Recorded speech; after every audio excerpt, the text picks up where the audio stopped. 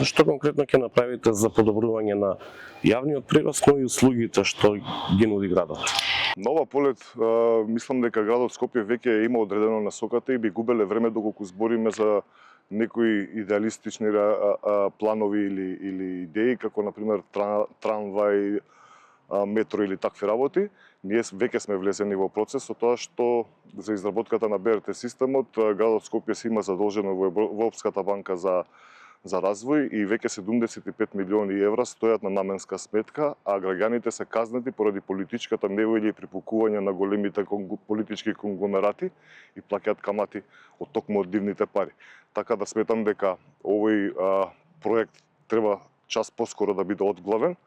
Во однос на решенијата, особено во локалната политика, мислам треба дека политичките интереси да бидат трнети на страна и да предничат интересите и потребите на граѓаните.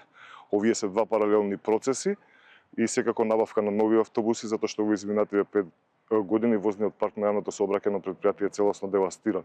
И секако алтернативниот начин на превоз како велосипеди, да подобриме велосипедската инфраструктура во градот, да воведеме некои нови модули на транспортирање на граѓаните, кои што ќе му возможи на граѓаните јавниот превоз да им биде прва опција, а не последна, како што е во овој случај за жал.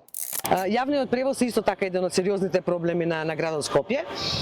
Нашиот план е брзиот јавен транспорт, односно БРТ, и 100 нови еколошки автобуси кои што ќе го хранат брзиот јавен транспорт. Брзиот јавен транспорт има две линии, тоа е едната е исток-запад, другата е север-југ, а останатите 100 нови автобуси, бидејќи мораме да ги замениме овие кои што во моментот се неадекватни и несигурни за граѓаните, ќе ги хранат тие две линии, односно ќе пристигнуваат кон двете линии, а тие централно ќе ги движат патниците. Брзиот јавен транспорт подразбира околу 65.000 патници во еден ден. Тоа е значителна бројка која што ќе го намали метежот кој што го создаваат возилата во градот.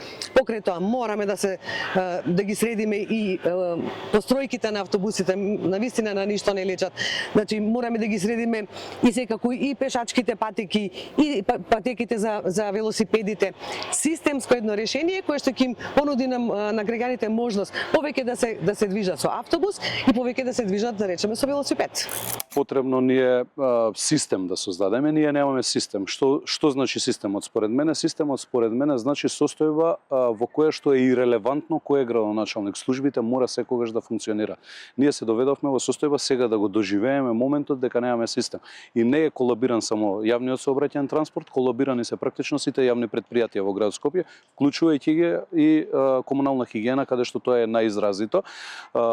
Создавањето на систем за јавното сообраќајно предпријатие подразбира да на секоја година се обновува постепено возниот парк. Од друга страна, 80 автобуси очекуваме поддршка од страна на владата. Ние кога би развиле систем ќе имаме на дополнување секоја година на возниот парк и дополнително приватните превозници кои што не се вклучени во линиите ќе бидат вклучени од првиот момент од како јас ќе станам градоначалник на главниот град. Значи приоритет на еколошки електрични автобуси со различна големина, за помалите населби, помалите улици, помали автобуси, за главните улици автобуси со поголем капацитет и користење на такси, воведување на такси служба на електричен погон, намалување на можноста за поминување низ централното градско подрачје со патнички возила, за да сето тоа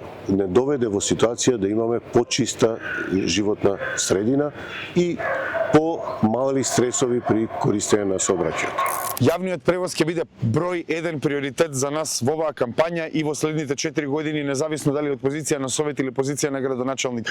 Додека се дешаваше оваа социјална катастрофа за Скопје, нашата советничка група и јас лично барем 20 пати по точката за набавување на нови автобуси, како што знаете, излегувавме и се молевме за советничките групи на ВМРО, ДПМН и СДСМ тие да се набават. Најголемиот фокус за нас ќе биде јавниот превоз, затоа што сметаме дека со него се врзуваат уште многу проблеми. Прво треба да набавиме нови автобуси автобуси кои ќе бидат достојни за нашите граѓани, затоа што нашите граѓани гледаме дека се возат во небезбедни автобуси, ќе се потсетите дека минатото лето ни се палеа автобуси, ни се расипуваа, завршуваа на банкини качени и на жарденјери, значи прво треба да набавиме нови автобуси. Второ, верувајте дека со помал број на автобуси може да се обслужат повеќе граѓани во град Скопје. Овие линии кои ги имаме сега се анахрони и постојат по 40 и 50 години и не одговараат на моменталната ситуација со населението во Скопје. Така да ќе го поделиме моделот на обслужување на граѓани со автобуски линии на 3 оски, тоа е оска север, оска центар и оска југ. Крајно ќе соработуваме и со владата во составање во функција на јавните градски железници како метод на јавен транспорт за нашите граѓани, затоа што еве ние сега се наоѓаме во аеродром. Аеродром е толку слабо поврзан со северниот дел на градот, затоа што има една само линија, тоа е 35-ка, која е многу нередовна, која дури ја нема за време на викенд. Со воведување на градски воз, овие два дела на градот ќе може да се поврзаат многу поефективно. И последното нешто што го нудиме е визија долгорочна да го решиме јавниот превоз за следните 100 години. Ние не веруваме во чуда, не ветуваме дека ќе донесеме летечки бродови, ама тоа што можеме да го направиме е во следните 2 мандати барем да издвоиме пари да се направи подигната железница. Тоа се вика подигната железница и постои како решение многу долго. Тоест таа подигната железница би била на суспендиран мост, каде што би имале горе градски возови кои би поминувале по оската Ново Лисиче Ѓорче Петров. И така со еден комбиниран превоз на подигната железничка, градски превоз и нов модел на обслужување на граѓаните со автобуси ќе постигнеме целосно покриен град со јавен превоз.